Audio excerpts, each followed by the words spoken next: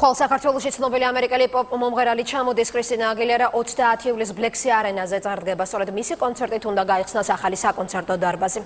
ბილეთების დიდი ნაწილი უკვე გაყიდულია. ბლექსი არენას ახალ დარბაზში პირველ კონცერტს ცნობილი ვარსკვლავი კრისტინა აგილერა გამართავს. პირველი მასშტაბური კონცერტისთვის შეკვეთილში თითქმის ყველაფერი მზადაა. დამონტაჟებულია სპეციალური განათება, ეკრანები და ხმის აპარატურა. ამერიკელი ცნობილი მომღერლის საპროდიუსერო ჯგუფმა საკუთარი მოთხოვნები უკვე წინასწარ გამოაგზავნა. მეგა ვარსკვლავი კი ახალი დარბაზის საზეიმო გახსნაზე ჩამოვა. Зал практически закончен.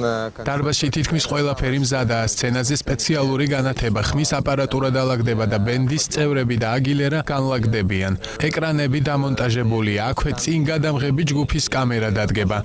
95% თითქმის მზადაა. კრისტინა აგილერას ტექნიკური მოთხოვნები ჰქონდა, სად როგორ განლაგდეს ინსტრუმენტები.